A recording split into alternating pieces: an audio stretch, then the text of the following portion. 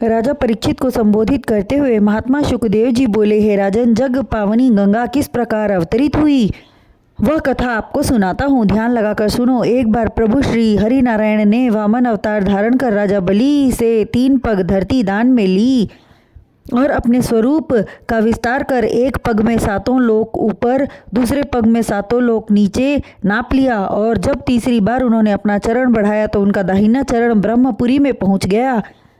ब्रह्मा जी ने त्रिविक्रम अवतार जानकर अपना आसन त्याग कर उठ खड़े हुए। प्रभु श्री नारायण के नख से ब्रह्मापुरी का ऊपरी भाग कट गया और उत्पन्न हुए छिद्र से एक जल की धारा बहने लगी।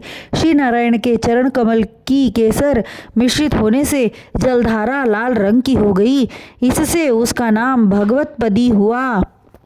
तत्पश्चात सहस्त्रों वर्ष बीत जाने पर ध्रुवलोक में आई, वहां उसका नाम विष्णुपदी हुआ। ध्रुवलोक आकाश से होकर चंद्रमंडल से गुजरती हुई सप्तर्षि मंडल को तृप्त करती हुई सुमेरु पर्वत के शिखर पर पहुंची और 4 धाराओं में बट गई और सीता, अलकनंदा, चक्षु तथा भद्रा नाम से जानी जाने लगी।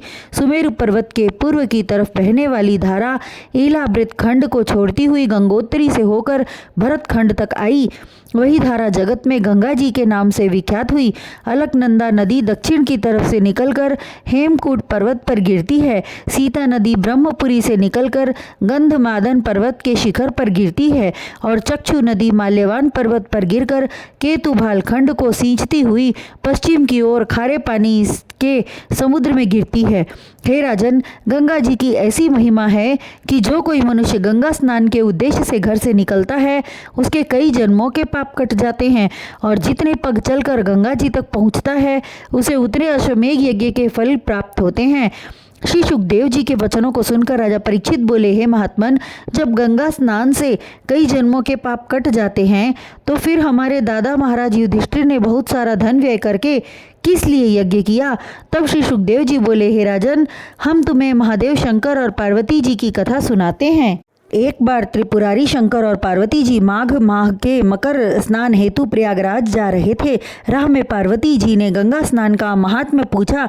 तब शिव जी कहने लगे, हे शैलपुत्री, गंगा स्नान का संकल्प करके जो मनुष्य घर से निकलता है उसके कई जन्मों के पाप कट जाते हैं। शिव जी के मुख से निकले वचनों को सुनकर पार्वती जी के मन में संशय बना रहा कि लाखों नीच जाति वाले गंगा स्नान करके जा रहे हैं, फिर भी इनके तन की कुरूपता ज्यों की त्यों है, किस तरह देवतुल्य शरीर की प्राप्ति इन्हें होगी? ऐसा विचार कर वह शिवजी से बोली, हे स्वामी, आप मेरी शंका का समाधान करो। तब अंतर्यामी त्रिनेत्र प्रभु शिवजी बोले, हे शैलपुत्री, मैं तुम्हें गंगा जी की महिमा का क्या बखान करूं?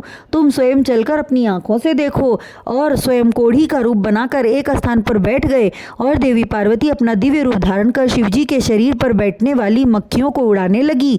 किसी के पूछने पर कहती कि इनके कर्म लेख में लिखा है कि जिस मनुष्य ने 100 अश्वमेघ यज्ञ किया हो, यदि वह मनुष्य स्पर्श कर दे तो इनका कोढ़ ठीक हो जाएगा।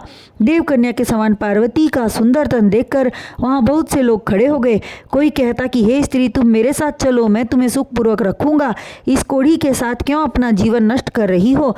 कोई हंसी ठिठोली करता, किंतु ज्ञानी और महात्मा लोग कहते कि यह स्त्री धन्य है जो इस बुरी अवस्था में पति को परमेश्वर मानकर सेवा कर रही है और पराये पुरुष की तरफ देखती भी नहीं।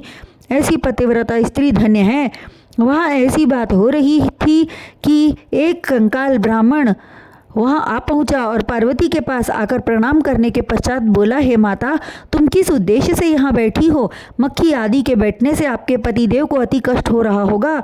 अच्छा होता कि तुम इन्हें किसी एकांत स्थान पर ले जाओ। तब पार्वती जी बोली, हे ब्राह्मण देव, मेरे पति के कर्म लेख में लिखा है कि यदि ऐसा मनुष्य जो 100 अश्वमेघ यज्ञ किया हो आकर स्पर्श कर दे तो इनका कोढ़ समाप्त हो जाएगा।